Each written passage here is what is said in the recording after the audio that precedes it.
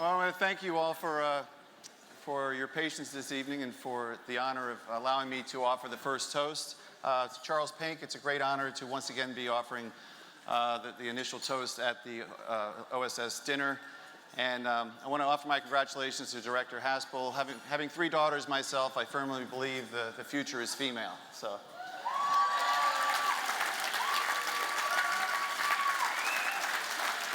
I should probably stop right there, but I'll go on.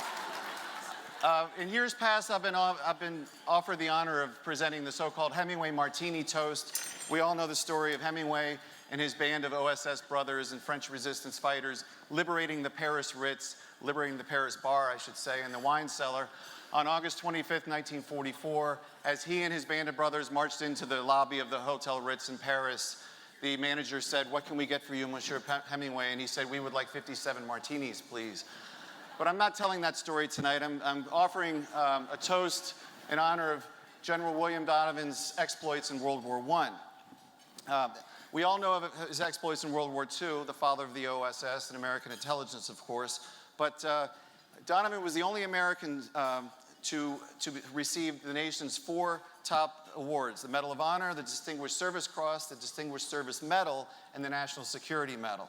During the First World War, Donovan was a major with the Fighting 69th Regiment, part of the so-called Irish Brigade from New York, an illustrious unit that dated back to before the Civil War. You might have heard of the nickname the Fighting Irish. Well, it wasn't the Four Horsemen, or it wasn't the gold-helmeted football players from South Bend. It was these lads, the 69th Regiment, the Irish Brigade.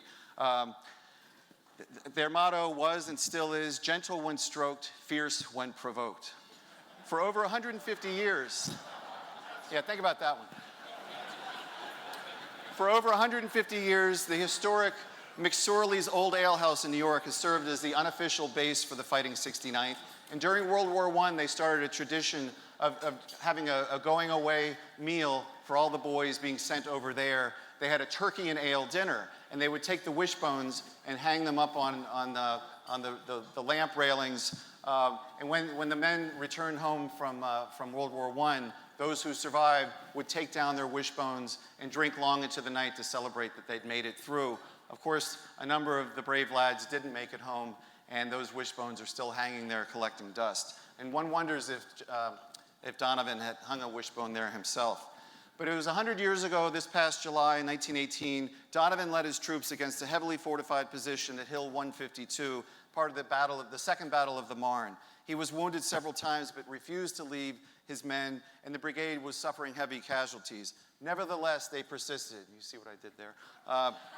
And they took Hill 152 from the Germans. Donovan was awarded for those efforts the Distinguished Service Cross and promoted to lieutenant colonel. Just 2 months later, Donovan led the 69th again to victory and was awarded the Medal of Honor. Now, the 69th Regiment has a long history for valor and bravery in the face of terrible odds. Indeed, it was probably Confederate General Robert E. Lee that gave them their nickname, the Fighting 69th, during their exploits in Richmond. But it was at another Civil War battle that they suffered terrible losses, the Battle of Marye's Heights at Fredericksburg, where General Ambrose Burnside sent them wave after wave against the Confederate stronghold at Marye's Heights, and they were cut down mercilessly. Well, the exploits of the 69th Regiment were immortalized by poet Joyce Kilmer in the poem When the 69th Comes Back. The men who fought at Marye's Heights will aid us from the sky. They showed the world at Fredericksburg how Irish soldiers die. At Blackford Ford, they think of us, Atlanta and Bull Run. There are many silver rings on the old flagstaff, but there's room for another one. Sadly, Kilmer himself was killed during the action at the aforementioned Hill 152.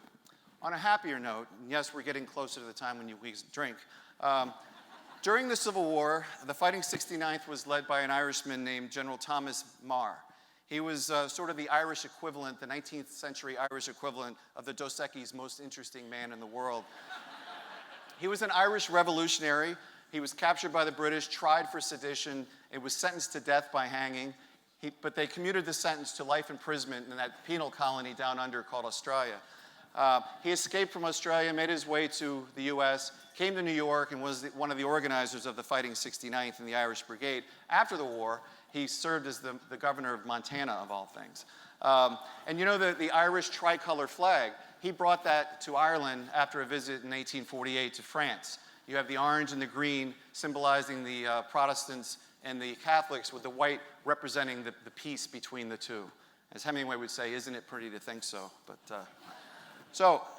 Getting to the drinking part, I promise. I could see a few of you watching episodes of Jack Ryan on your phones.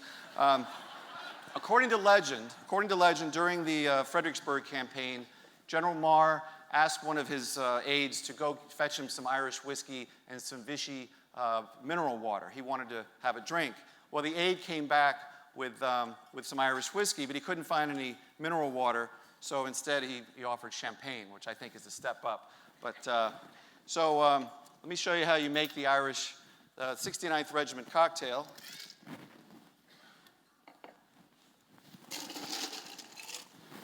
Now, as General Hugo mentioned, I work for the Marine Corps, and I'm going to get all kinds of crap on Monday for toasting an Army regiment, but because after all, they think it was the Devil Dogs that won the First World War at Belleau Wood. So all we're going to do is just chill a little bit of Irish whiskey, about an ounce in there. A little bit of champagne, about 3 ounces. Who's counting, right? And we're just going to strain the chilled Irish whiskey into the champagne. And I ask you to join me in a toast. I'd love to see the close-up. A toast to Fighting 69th and the exploits of General Wild Bill Donovan. Sláinte, everybody.